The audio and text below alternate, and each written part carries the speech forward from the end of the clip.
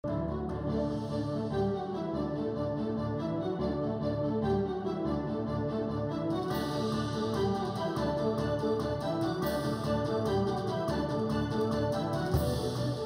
saludamos desde el Salón Conferencias de la Casa de Nariño, en donde el ministro del Interior, Alfonso Prada, portavoz del Gobierno Nacional, dará unas declaraciones. Ministro, tiene usted la palabra. Muchas gracias.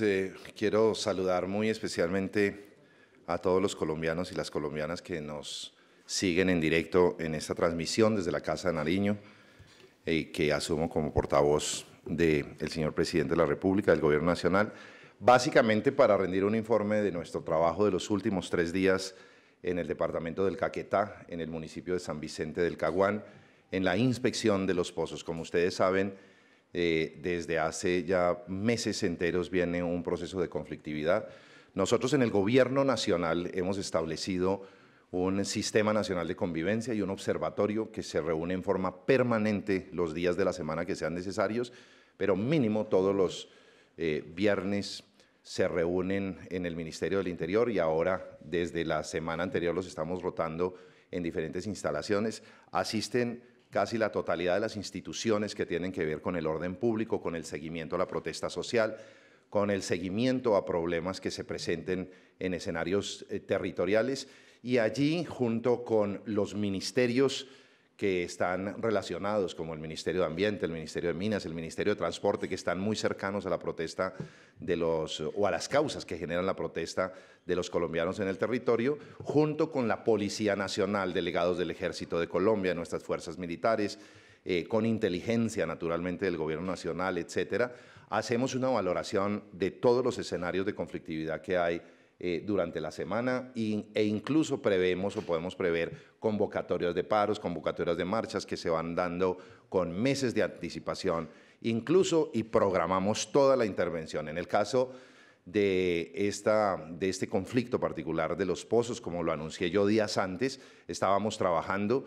Nuestra viceministra del Interior, Lilia Solano, se trasladó el 11 de febrero, los hechos que se presentaron lamentablemente el jueves 2 de marzo son muy posteriores al arribo del Gobierno Nacional y particularmente del Ministerio del Interior, junto con equipos de otras instituciones, para poner en blanco y negro cuál era el pliego de condiciones de una movilización que se estaba gestando allí. El 11 de febrero regresó el 23 de febrero por segunda vez, y había una tercera reunión el 28 de febrero que, junto con los líderes del paro, se pidió la autorización porque había algunas de las cosas que había que terminar de organizar para llegar o arribar, según la información que me suministró directamente la viceministra Lilia Solano. Se corrió la reunión de manera bilateral para el sábado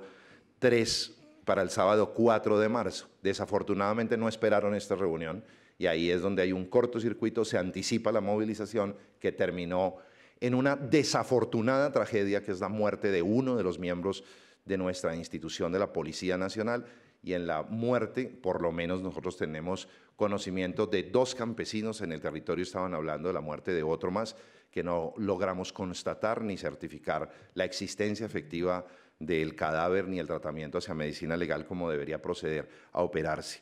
Me refiero entonces a este primer punto, que es al anticiparse la protesta y no esperar al arribo de la comisión que estaba prevista y acordada para el sábado, se generó un enfrentamiento con nuestra fuerza de la policía que estaba allí en el territorio. 78 de ellos fueron retenidos por la población que estaba en protesta, y el jueves ocurre la tragedia de la muerte del policía.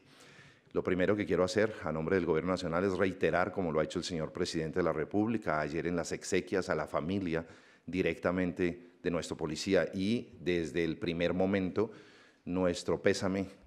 Estamos con ustedes, y naturalmente nuestro pésame y nuestra solidaridad con la Policía Nacional. Tuve la oportunidad de expresárselo directamente al señor Director Nacional de la Policía, a los comandantes de la policía en el departamento del Caquetá y en el municipio de San Vicente del Caguán, y naturalmente reclamar, como lo hizo el presidente, que se investigue hasta el fondo, se individualice la responsabilidad y se castigue en forma ejemplar judicialmente a quienes sean los responsables directos de esta tragedia. La rechazamos y reiteramos el rechazo a cualquier tipo de agresión a nuestra fuerza pública, a nuestros policías, y lamentamos que eso haya ocurrido en el marco de esta protesta social.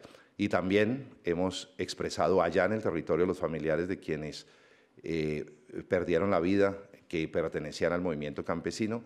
También lamentamos con profunda tristeza su muerte y así se lo expresamos a su familia, y también reclamamos de la justicia una actuación rápida, pronta y eficaz para determinar la responsabilidad de quienes hayan sido los responsables y las condiciones en que se dieron estas consecuencias nefastas.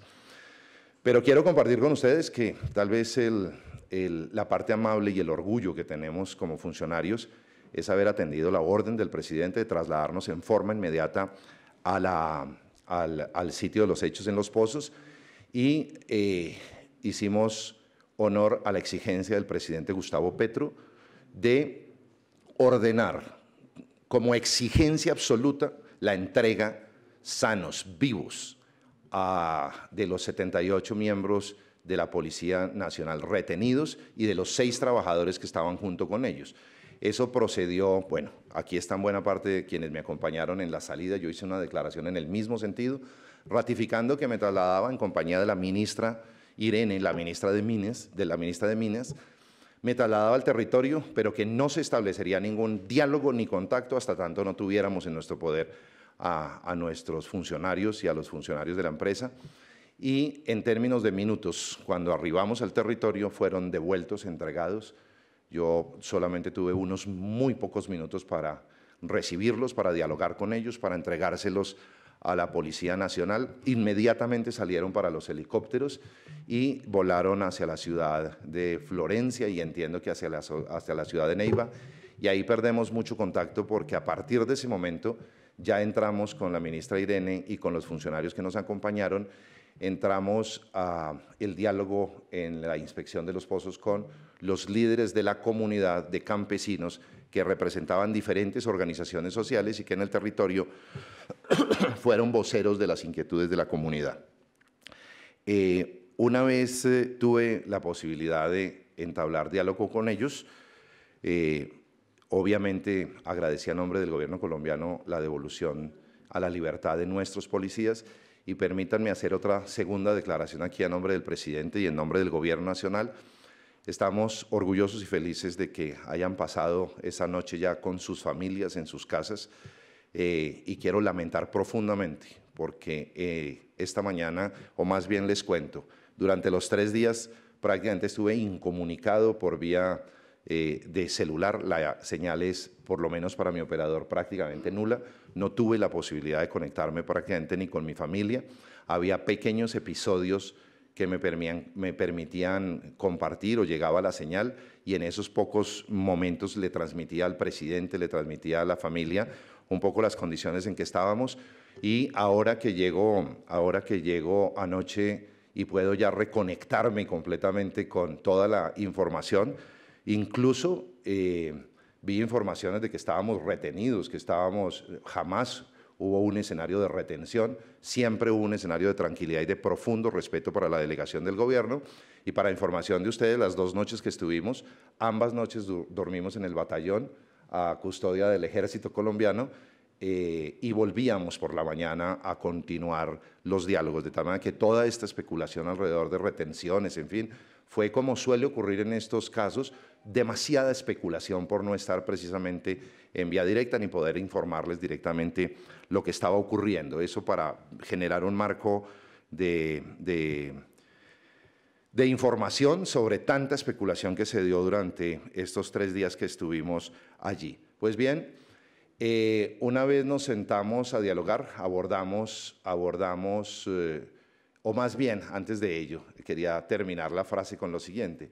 Esta mañana en la radio y anoche en las redes sociales me enteré de 2 declaraciones y no sé exactamente si es una sola de uno de los policías que logramos recuperar en este proceso rápidamente, que decía que fueron sometidos a humillaciones, que se les quitaron los zapatos, que fueron exhibidos como animales, fue la frase que dijeron, y quiero, expresarle mi solidaridad a los 78 miembros de la policía.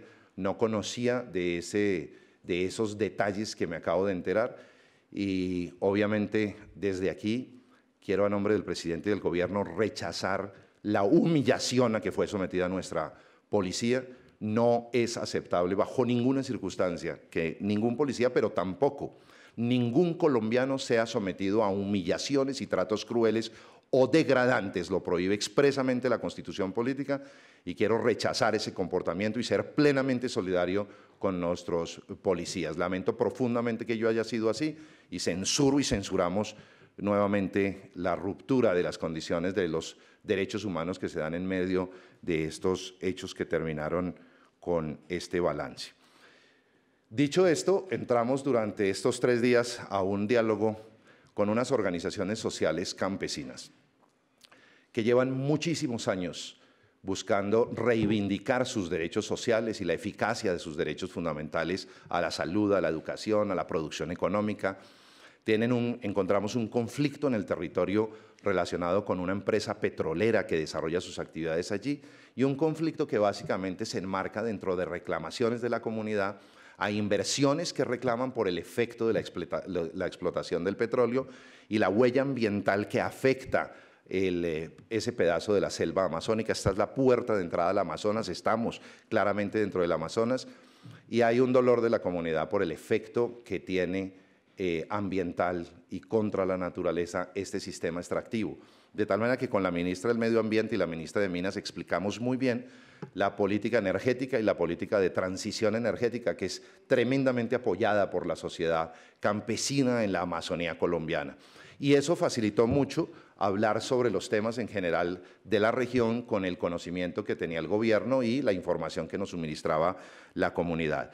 De tal manera que hubo allí muchos acuerdos alrededor de este tema, y creemos que hay una ruta de salida para buena parte de ellos. Voy a hacer un resumen rápido de los 6 puntos sustanciales de los acuerdos. Hay un primer acuerdo que se desarrolló en torno al tema de los derechos humanos. Ellos reclaman un acompañamiento del gobierno nacional, pero este acompañamiento se dará en el marco de un comité que preside directamente la Defensoría de los Derechos Humanos, la Defensoría del Pueblo.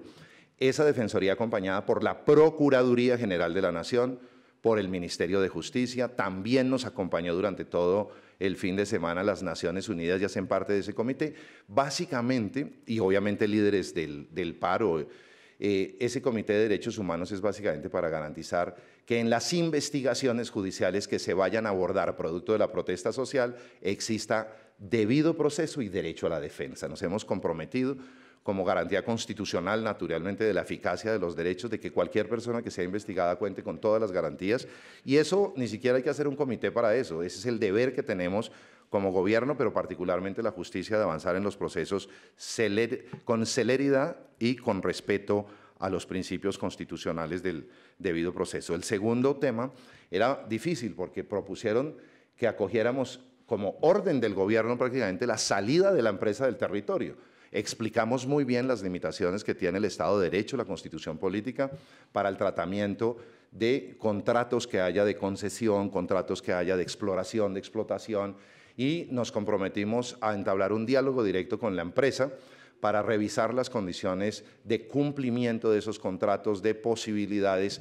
que haya hacia el futuro en relación con su permanencia o no, que se garantice naturalmente la posibilidad de que se respeten en todo caso los derechos de los colombianos que habitan ese territorio. En estricto sensu, aquí les muestro, este es el documento original que le voy a entregar en unos minutos al señor presidente de la República, firmado por los líderes del paro y por nosotros, y básicamente lo que dice es que el gobierno tendrá un diálogo directo con la empresa Emerald Energy y se conformará una mesa técnica entre el Ministerio de Minas, ANLA y la Agencia Nacional de Hidrocarburos para revisar las condiciones de cumplimiento de la ejecución del contrato de concesión y las solicitudes realizadas por los delegados de la comunidad, etcétera. De tal manera que nuestro compromiso va a ser cumplido, vamos a entablar contacto directo rápidamente con la empresa, vamos a mirar las condiciones de ese contrato y sobre todo de cumplimiento en la ejecución o incumplimiento con las consecuencias que ello traiga. Yo no sé si me pueden regalar un vasito de agua. Muchas gracias. Muchas gracias. El segundo tema, muchas gracias, y llévate esto que eso no hace sino timbrar. Me disculpan la interrupción. El segundo tema, el tercer tema tiene que ver con la construcción de una vía. Es una vía que es una aspiración de la comunidad campesina del Caquetá, pero también que desfoga completamente la movilidad hacia el departamento del Guaviare y naturalmente del Meta, que son allí muy colindantes, muy cercanos y con características muy comunes de la población campesina. Por eso en la protesta social llegó gente del Guaviare, gente del Meta y gente del Caquetá. Es una vía de 42 kilómetros que el gobierno se ha comprometido a construir hace muchos años o a mantenerla y construirla. La empresa también se comprometió a hacer aportes. Ellos tienen todas las actas que nos exhibieron de incumplimientos históricos de los gobiernos y tienen la esperanza de que este gobierno la construya. Hemos definido que vamos a construir esa vía tiene 42 kilómetros. A partir de este momento, hoy como primer día hábil, el señor director de Invías, que también nos acompañó, está trabajando en recibir diseños previos que ya se tenían por trabajos previos, va a revisarlos, va a actualizarlos, vamos a hacer una primera intervención de los primeros 10 kilómetros y vamos a intentar dentro de los próximos 6 meses tener completamente diseñada y en proceso jurídico de avance la construcción de los otros 32 kilómetros para que lo más pronto posible este año se puedan iniciar no solo la construcción de los primeros 10 kilómetros, sino de los siguientes 32 kilómetros, con lo que ello implica en materia de apropiación de recursos, de diseño y de licitación de la adjudicación de los recursos para construir esta obra. De tal manera que aspiramos este año a demostrar el cumplimiento en esta materia.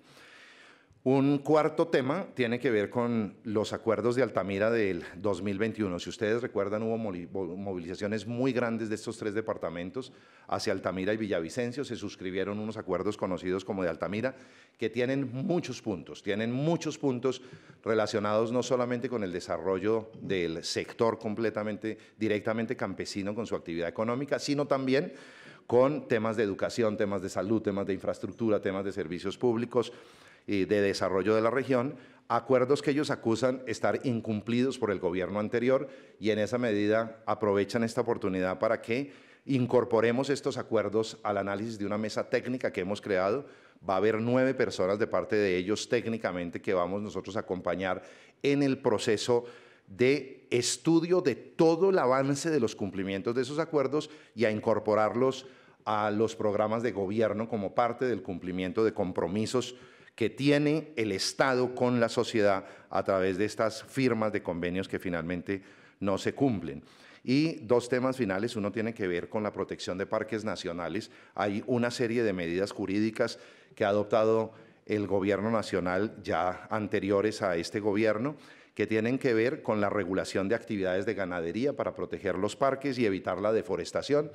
En esa medida impactan estas medidas negativamente la producción agropecuaria y particularmente la ganadera de la que viven los campesinos. Hemos acordado suspender los efectos de la resolución mientras nos damos el tiempo suficiente para poder estudiar las medidas que nos garanticen la transformación productiva en el territorio de conformidad con los criterios de protección de la selva amazónica y de los parques nacionales, y en esa medida trabajaremos arduamente durante los próximos días para buscar una salida jurídica a ese tema en condiciones constitucionales y legales aceptables. Y el último punto tiene que ver con la participación de las organizaciones sociales, juntas de acción comunal, asociaciones campesinas, en la ejecución de los recursos de los PEDET y los SOMAC. Además, estas zonas, además de toda la crisis social que hay, fueron zonas afectadas especialmente por el conflicto, caracterizadas como SOMAC, y se desarrollan allí también algunos planes de desarrollo con enfoque territorial, los PEDETs, que son figuras creadas en los acuerdos de paz del 2016 con las FARC y el Estado colombiano, y en esa medida reclaman ellos por ser las víctimas en el territorio y directamente quienes están habitando los PEDETs que tengan la posibilidad de intervenir de la mejor manera posible en las decisiones que se toman en relación con la inversión de recursos de regalías, del DPS, etcétera. De tal manera que abrimos una posibilidad con el comisionado de paz, que es el encargado de estos temas y que también nos acompañó en la mesa del diálogo, que tenía estos temas, tenía también temas del PENIS, que tiene que ver con sustitución o programas de sustitución de cultivo. Es decir, allí confluyen casi que la totalidad de los problemas del país y por eso allí hubo una protesta, allí hubo una presencia del gobierno y en términos generales estos fueron los acuerdos, los 3 días. Permítanme terminar nuevamente reivindicando que tal vez el hecho más importante es la protección de la vida de nuestros policías, de los trabajadores y también la protección de la vida de los campesinos, evitando una tragedia mayor y buscando la manera de mostrarle a todos los colombianos, como lo ha señalado el presidente Gustavo Petro, que es a través del diálogo, de la razón, de los argumentos, no de la violencia ni la muerte, que podemos superar estas condiciones de violencia endémicas en Colombia. De eso se trata la paz total, y es que seamos capaces de encontrar caminos de diálogo, de tranquilidad, para poder llegar a convivir sin tener que asistir a los hechos lamentables que se dieron en el entorno de la protesta en la semana pasada. Mi agradecimiento directo a la Defensoría del Pueblo, a la Procuraduría General de la Nación, a la comunidad internacional que nos acompañó y naturalmente a las organizaciones sociales de esta protesta que a través de sus líderes facilitaron no solo el regreso inmediato de nuestros policías, de los trabajadores, sino haber avanzado estos 3 días en estos diálogos sociales que esperamos, con el cumplimiento de la palabra del gobierno, como hoy ratifico, podamos llegar a mejorar las condiciones de vida de la población colombiana en el territorio. Muchas gracias. Muchas gracias, señor ministro, señor portavoz. Ahora vamos a dar paso a unas preguntas por parte de los medios de comunicación que nos acompañan de manera presencial. La primera es de la periodista Andrea Olaya, de Cable Noticias.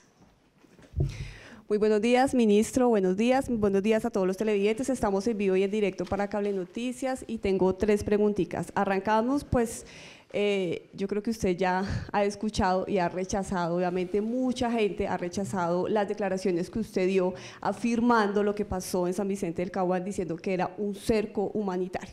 Mucha gente manifiesta que no fue ningún cerco humanitario, que fue un secuestro por parte de este grupo de campesinos, un policía fue asesinado. Yo creo que las imágenes son evidentes, rechazan ese tipo de palabras que usted dijo y por otro lado expertos también afirman que con estas acciones la fuerza pública no tiene apoyo por parte del gobierno nacional, las fuerzas militares pues con todo lo que pasó. Por otro lado, ministro, el Clan del Golfo se acaba de pronunciar diciendo que se abre precisamente a estos diálogos de paz, que están listos para arrancar el proceso de paz con ustedes. Y para terminar, ayer fue asesinado un policía en el Chocó por un francotirador presuntamente por el ELN. Ministro, con esto ya son 3 militares asesinados, 2 policías y un soldado en menos de 2 semanas por este grupo armado ilegal. ¿Qué decir? Pues a propósito de que ustedes están en diálogos con el ELN. Muchas gracias. Rechazo total a cualquier atentado y hostigamiento contra nuestra fuerza pública. Rechazo total a cualquier frase que pretenda distanciar al gobierno nacional de las Fuerzas Armadas. Es todo lo contrario, como nos vieron actuando en el territorio estos 3 días acompañados de ellos protegiendo nuestra vida y nosotros garantizando la vida de ellos en el territorio, corriendo todos los riesgos que implica una operación de estas. Trabajamos de la mano, tienen toda nuestra solidaridad y todo el rechazo a cualquier organización que pretenda afectar los derechos de nuestra fuerza pública. El gobierno la perseguirá. Hemos dicho hasta la saciedad que cualquier cese bilateral y cualquier negociación que se dé, lo ha dicho el presidente, no es un cese al fuego con la violencia, con el homicidio, con el secuestro, no es un cese al fuego con el narcotráfico, y en esa medida con nuestras Fuerzas Armadas todo el peso de la ley y la actuación operativa de nuestras fuerzas para perseguir a quien se atreva a atentar no solamente contra nuestras Fuerzas Armadas, sino contra nuestra población civil. Segundo, en relación con el tema del cerco humanitario, duramos 3 días, estas fueron mis primeras declaraciones. Yo lamento profundamente que en estos 3 días no haya tenido contacto con la sociedad para poder darle alcance a esta frase, pero describo el entorno por respeto a los colombianos. Lo primero que debo reconocer, como lo dijo la Procuradora General de la Nación en alguna entrevista que leí también esta mañana, es que no es el gobierno nacional, no es el ministro del Interior quien califica qué tipo de conducta típica se comete o no se comete en un territorio. Eso es función exclusiva, única, de la Fiscalía General de la Nación en la calificación y en la acusación, y naturalmente de los jueces penales colombianos. En la mesa de diálogo tengo muchas intervenciones grabadas, las voy a seguramente exhibir a ustedes, porque estos fueron los primeros minutos cuando acababa de recibir a la policía, acababa de recibir a 78 policías vivos que recuperamos para nuestra sociedad y para nuestra institución, afuera de cualquier presión, y eso lo agradecí en la mesa como un gesto de buena voluntad para sentarnos en la mesa. La información del cerco humanitario es proveída en la mesa por ellos, por los líderes campesinos que describieron su actuación. Yo agradezco entonces que nos devuelvan y describo, que le voy a contar al país, lo que acabo de ver o a escuchar de buena fe, que es, la descripción de ellos es: hacemos un cerco, los rodeamos y protegemos porque los pueden asesinar. Hay gente allí muy violenta e incluso hay gente que no hace parte de la protesta social y hay que cuidarlos porque esto puede ser infiltrado, pueden dispararle de pronto a los policías y la tragedia hubiera sido descomunal, porque ahí sí no hay ninguna posibilidad diferente a entrar con un operativo militar y ahí hubiera podido haber una masacre. Minutos antes de salir para el Caguán, yo hablé con la subdirectora general de la policía y la general me decía: hay que evitar el ingreso militar a como dé lugar porque tenemos que lograr a través del diálogo la recuperación de nuestros policías y evitar una tragedia mayor.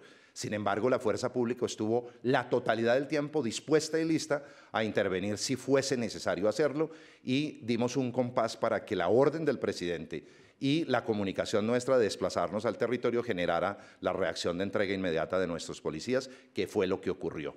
Ellos nos dicen que hay un cerco humanitario de ellos para evitar que cualquier perturbación a la manifestación termine generando una tragedia con intereses de pronto ilegales diferentes, con intereses de estructuras criminales, en fin, ahí puede pasar cualquier cosa diferente. Luego ellos hacen un cerco que termina protegiendo la vida hasta que nos los entregan. De eso se trata el cerco humanitario, que es una medida que no es común en Colombia, no está reglamentada en Colombia y se utiliza en momentos de conflicto para rodear un grupo de personas que estén amenazadas de muerte, amenazadas de agresión y puedan ser retiradas del territorio con el cerco, y eso fue exactamente lo que pasó. Ahí hubo un cerco humanitario, es la descripción que ellos hacen y es la descripción que yo hago. Dije y reitero hoy, si eso es así, pues no estábamos frente a un secuestro porque nos entregan inmediatamente a los policías y la voluntad no era de mantenerlos retenidos, sino entregárnoslos a nosotros sanos y salvos para... Bien, dicho esto, reconozco la confusión que se arma, porque eso se da en el marco de una tensión muy profunda en el que estamos. Hay muertos en la mitad, hay una empresa que tiene candela que se está incendiando al lado y que puede explotar, hay 4.000 o 6.000 campesinos alrededor, y yo lo que hago es bajar la temperatura automáticamente y habilitar el proceso de diálogo que terminó, por fortuna, supremamente bien en nuestra opinión. La calificación de secuestro tendrá que hacerla los órganos judiciales, como ya lo ha declarado varias veces en esta intervención, y mi posición es respetar completamente la calificación. La intervención que yo hago es desarrollada en muchas intervenciones más durante 3 días. Les voy a transmitir a ustedes algunas de ellas para que ustedes vean cómo en la mesa dije literalmente, lo repito aquí: el gobierno nacional no se involucra en la calificación de las conductas ni en la investigación de ellas, pero facilita y colabora en todo lo que sea necesario para que la justicia pueda avanzar en el proceso de identificación de responsables y castigo. Te aprovecho esto para ratificar alrededor de que no es una calificación oficial, no es una calificación definitiva, es la descripción de lo que está ocurriendo en ese momento, pero sí rechazo completamente la humillación, el maltrato. En este momento que nuestros policías se sientan afectados por lo que ocurrió allí, tiene toda la solidaridad del gobierno nacional y nuestro acompañamiento desde el primer momento. Mi misión era traerlos con vida y los trajimos con vida. dos, la del Clan del Golfo y ELN. No, yo, digamos, usted me dice que acaba de haber pronunciamientos, yo esos temas se los dejo al Alto Comisionado para la Paz porque estás reclamando posiciones en torno al ELN o al Clan del Golfo y en relación con ellos no tengo la información ni soy portavoz en este momento de temas de paz, sino estaba básicamente en este tema de la conflictividad que hoy se desarrolla. Lo único que le anticipo es lo que ya dije en la primera, que fue la respuesta a esos dos puntos, que es el rechazo total a cualquier hostigamiento o actitud que ponga en peligro la vida de nuestras Fuerzas Armadas y todo nuestro acompañamiento con ellos. Seguimos con la siguiente pregunta, Sebastián Casas de RCN Radio. Ministro, buenos días, en vivo para RCN Radio. Yo quisiera preguntarle por el tema del episodio del hijo mayor del presidente Gustavo Petro, Nicolás Petro. Quisiera preguntarle, pues básicamente las reuniones que se han señalado que él ha sostenido con buena parte del gabinete ministerial, con algunos ministros, el exministro de Educación, la ministra de Salud, la ministra de Minas, el director del SENA y con usted. Quisiera saber en calidad de qué se reunió el hijo del presidente Gustavo Petro con los ministros del gabinete ministerial y sobre el tema de los cupos que él señala que le entrega a usted a él. Y le agrego, el presidente Gustavo Petro sabía que su hijo mayor estaba sosteniendo reuniones con los ministros del gabinete. Gracias. Bueno, no, a usted muchas gracias por la pregunta, porque otra de las cosas que me enteré anoche que llegué es que habían dicho que me había escondido para no responder esta pregunta. Y ustedes sí que saben y son testigos de que jamás me escondo ni me esconderé para responder cualquier tipo de pregunta que ustedes tengan. Lo hago con el mayor de los gustos. Y esta es la primera oportunidad de encuentro que tengo para hablar del tema. Bueno, yo salí el viernes, estos episodios se presentaron, entiendo que el jueves, si mal no estoy. No conozco muy bien, no he tenido la posibilidad de hablar con otros ministros en relación con el tema, porque hasta anoche estaba concentrado en esto, pero le doy dos declaraciones claras y directas sobre el tema. Conocí a Nicolás Petro en la campaña presidencial. Recuerde usted que yo fui jefe de debate de la campaña presidencial y él fue uno de los coordinadores de nuestra actividad política electoral en el departamento del Atlántico y en algunos sectores de la costa Caribe. Y seguramente algunos de ustedes cubrieron algunas de las manifestaciones en las que asistí, reuniones en la costa Caribe, en las que él y su equipo nos acompañó, de tal manera que lo conozco, tuvimos un tránsito tranquilo, digamos, dentro del marco de la campaña, y en el Gobierno Nacional me he reunido por lo menos un par de veces con él, que yo recuerde, no creo que tenga más, y ambas se desarrollaron dentro del el año pasado. En esas reuniones, como en cualquier otra que usted pueda indagar, la palabra cupos no existe en mi lenguaje, no es una palabra usual ni en el ministerio ni en mis conversaciones, de adjudicar 10 cupos de nada. Si uno mira el chat que usted menciona, habla supuestamente de unos abogados que podría contratar el ministerio. Yo le quiero decir que nosotros abrimos un proceso para contratar 30 abogados y se hizo a través de redes sociales en LinkedIn, directamente dirigido por la directora jurídica de la entidad, y de eso se contrataron 20 personas. No creo que ninguna de ellas provenga de una recomendación de nadie, porque se hicieron públicamente a través de las redes.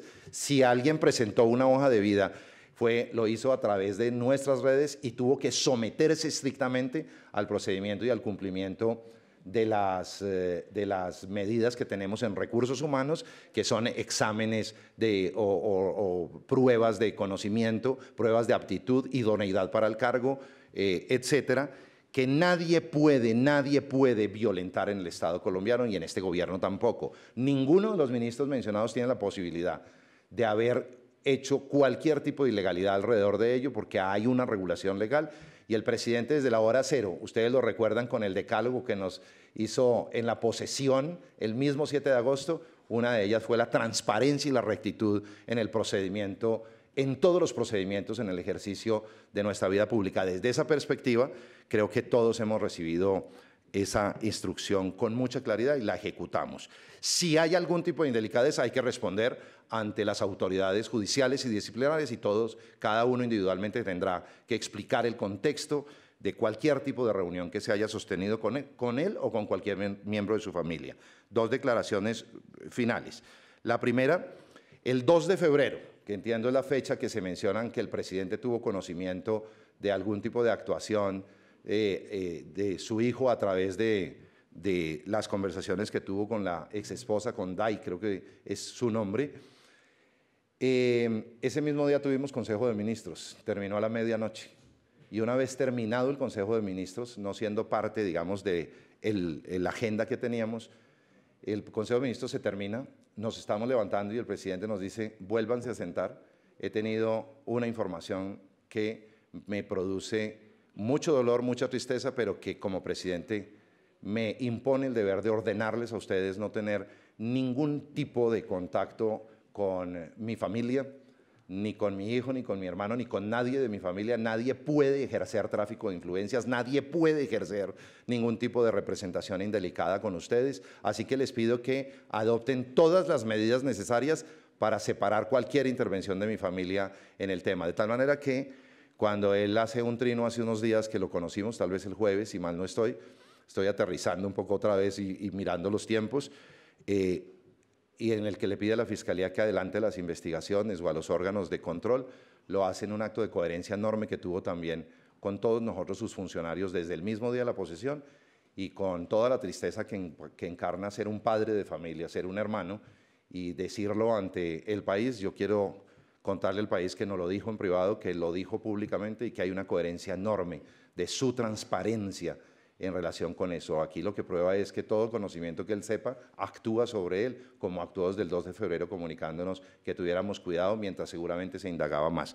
Termino este tema con una declaración personal y es que como funcionario público tengo el deber de someterme a todas las investigaciones de los órganos de control y judiciales como lo he hecho toda mi vida. Y como toda mi vida he salido adelante de cualquier tipo de acusación que se haga. Cuando uno está en la función pública, este tipo de momentos no son extraños.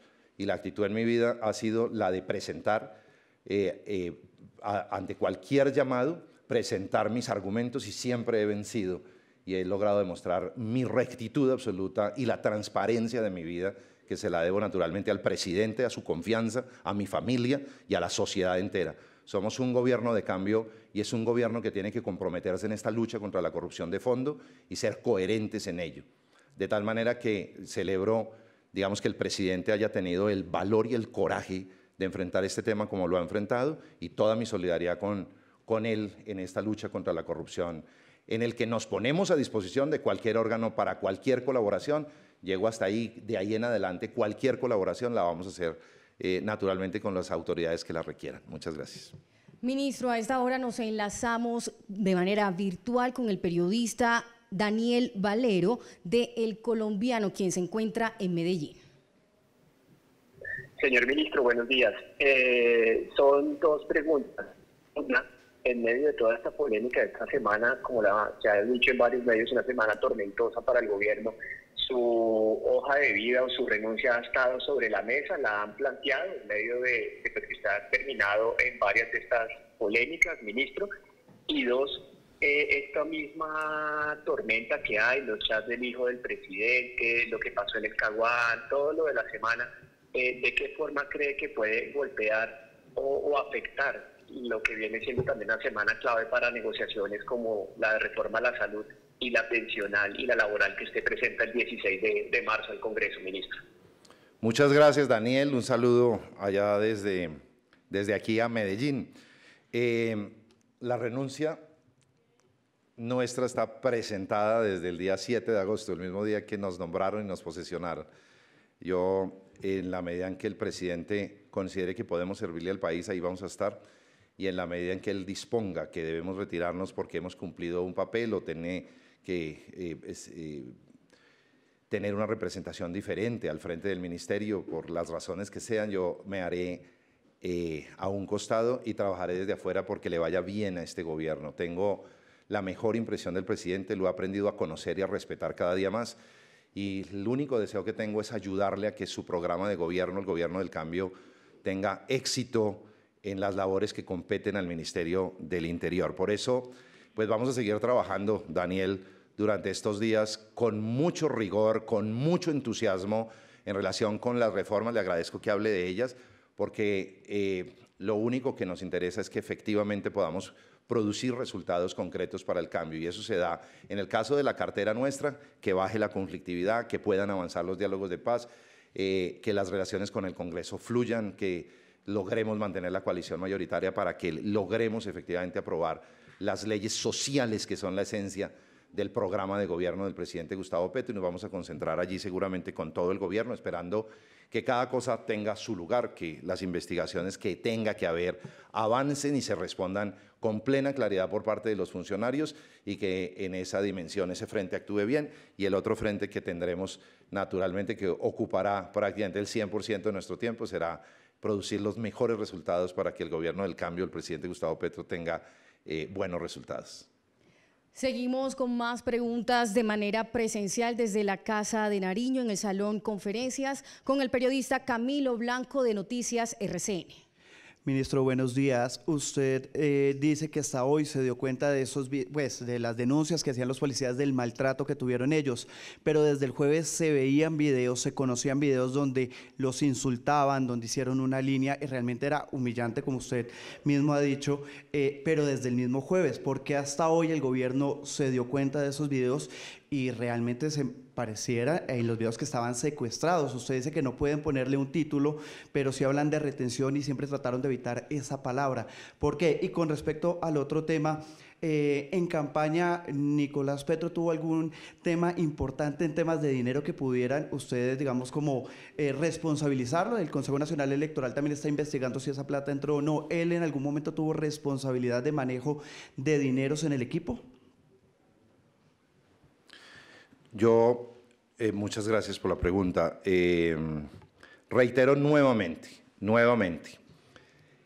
que las declaraciones que escuché, las escuché esta mañana, en donde ellos sienten la humillación y sienten maltrato, y toda mi solidaridad con ellos.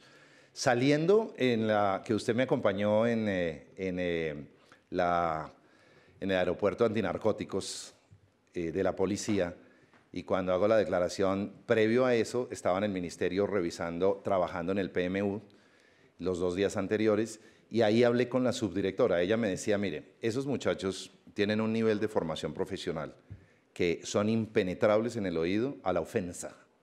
Le puede gritar lo que usted quiera, como además me gritan a mí hoy en las redes sociales, o muchas veces en el Congreso o en cualquier parte, y uno se entrena claramente, profesionalmente, para que esos gritos que usted escuchó y yo escuchemos, me decía ella ahí, porque yo sí vi el video, no los afectan ni se dejan afectar, porque están preparados para enfrentar un escenario de crisis en la protesta en donde hay contradicciones muy fuertes. Luego no le damos la connotación de la humillación, digamos, que vemos los demás mortales, pues yo sí, digamos, me preocupé, no me gustó lo que vi, pero vi en el nivel profesional de la subdirectora general de la policía y en la actitud de los muchachos con toda la tranquilidad. Usted los vio con toda la tranquilidad, cómo pasaban sin inmutarse. Cuando hoy escucho cómo se sintieron humillados, mi solidaridad con ellos, porque si usted y yo, que no tenemos formación militar, por lo menos yo, estamos en la mitad, seguramente nos podemos doblar, seguramente nos podemos enfrentar, podemos ocasionar una reacción física, incluso de agresión al que lo está insultando, o podemos responderle. Usted vio que ninguno respondía, eran de un profesionalismo que admiro profundamente, respeto profundamente, y es parte, digamos, de un conflicto y de una tensión en ese momento. Valorándolo hoy, me parece que ahí hubo exceso, me parece que ahí sí hubo humillación. Valorándolo hoy, creo que como ellos se sintieron, merecen toda nuestra responsabilidad. Y reitero, si allí las condiciones que se dan fueron de un secuestro, la Fiscalía tendrá que proceder en la investigación y en la sanción. Si allí lo que hubo fueron homicidios, la Fiscalía tendrá que señalarlo, calificarlo. Lo que no voy a caer otra vez es en el error de hacer una frase que después se tome como que nuevamente me atribuyo funciones que no le corresponden al ministro, que es calificar. Allí di una opinión, hice el registro de lo que acababa de recibir como información de buena fe, le explico al país qué es lo que ellos me explican que ocurrió al haber salvado la vida y entregado la vida de los policías y de los trabajadores, y a eso limité mi intervención. Luego, durante los 3 días, reitero, me dedico a explicar con mucho detalle en la mesa las competencias a rechazar la violencia. Bueno, algo que está aquí, la primera declaración, el Gobierno Nacional con el movimiento campesino de Guaviare, Caquetá, Meta, luego de 43 días de manifestación pacífica, lamenta y rechaza de forma contundente los hechos de violencia presentados el 2 de marzo. Observe usted 2 cosas en esta declaración. Una, que ellos mencionan movilización 43 días antes sin episodios de violencia, sin secuestros, sin muerte y sin nada. El día anterior se presentan estos hechos violentos. Por eso ellos dicen, aquí había una manifestación pacífica, se sale de control en un minuto, regresa al control, devuelven inmediatamente los policías y recuperan, porque claramente también los afecta la violencia con 2 muertos, pero además con la deslegitimación de la protesta social ante los colombianos. Este gobierno ha legitimado la protesta social, la respetamos, es un derecho constitucional. No queremos que se estigmatice en el campo ni en ninguna parte de Colombia una persona que protesta por un derecho, se le trate como han tratado a muchos de asesinos y de terroristas. Pues resulta que había 4.000, 5.000, 6.000 campesinos que no son terroristas, que no son asesinos, pero que hubo una tragedia, hay que investigarla y sancionarla para no deslegitimar el movimiento social campesino. Pero yo rescato que en esta acta, nuestra primera declaración conjunta es contra la violencia del día anterior. Ellos también la rechazaron. Si estuviéramos frente a otro tipo de representación o organización, jamás hubieran rechazado la violencia. Yo realmente destaco que regresarlos a la vida sanos, salvos, es un efecto que bien valió la pena, incluso toda esta polémica que se armó alrededor de cualquier declaración mía. Estoy dolido por la, digamos, descontextualización y no tener 3 días de conversaciones, el momento tan duro que se vive allí, pero muy reconocido con que hayamos podido recuperar la tranquilidad de nuestra institución policial, mi solidaridad con ellos. Llegamos a la pregunta final con la periodista Lisette Suezca de Caracol Radio. Ministro, buenos días. Habla usted de que se reportan 2 campesinos asesinados. Las investigaciones ya se adelantan para identificar si efectivamente fue por actuar de la fuerza pública. Y 2, la Procuraduría pues está evaluando abrirle una investigación, ministro, por no haber actuado ante las advertencias de lo que se venía en el Caguán. ¿Usted ya fue notificado y pues cómo recibe este anuncio que podría hacer la Procuraduría? Respondo lo segundo. No, yo no he sido notificado, me enteré por una declaración que dio la Procuradora en los medios a un diario de amplia circulación nacional, venía incluso en el carro leyéndolo, entonces lo leí, dice que va a evaluar si actuamos o no actuamos, si llegamos o no llegamos a tiempo y ella, mi respeto pues para ella y para que haga la indagación, le responderemos oportunamente con todos los informes, solamente reitero que los hechos se presentaron el 2 de marzo, nosotros llegamos al territorio desde el 11 de febrero, muchísimo antes. Segundo, que tuvimos un diálogo permanente, regresamos, atendimos toda la protesta con los protocolos, vuelvo y reitero, hemos creado en este gobierno el Sistema Nacional de Convivencia y el Observatorio Permanente de Conflictividad Social. Hemos hecho un Consejo de Ministros donde yo he presentado reciente, además fue el último consejo, el penúltimo Consejo de Ministros, donde presenté toda la conflictividad y presenté en el Consejo de Ministros, están las actas, el tema de los pozos con claridad. Adicionalmente, tenemos todos los informes de seguimiento, de cuidado. En estos temas hay que obrar con mucho cuidado, con mucho tacto, pero también con diligencia. Y tan pronto tuvimos las primeras noticias, nos desplazamos inmediatamente. Se ha dicho, llegaron producto de que hubo una muerte en el territorio. No, llegamos mucho antes a evitar precisamente la muerte y volvimos para evitar que la tragedia se escalara. De tal manera que hicimos lo que humanamente teníamos la posibilidad de hacer y espero que cuando lo valore la Procuraduría General de la Nación, pues concluya como nosotros que enfrentar estos momentos no es fácil, pero lo enfrentamos con todos los instrumentos jurídicos y el sentido de oportunidad que habría. Hay un elemento clave también que sé que va a valorar muy bien, que es el acompañamiento de la propia Procuraduría en todo el proceso desde que llegamos hasta que salimos y los días anteriores donde ellos están en contacto allá en el territorio, la Defensoría del Pueblo y la comunidad internacional.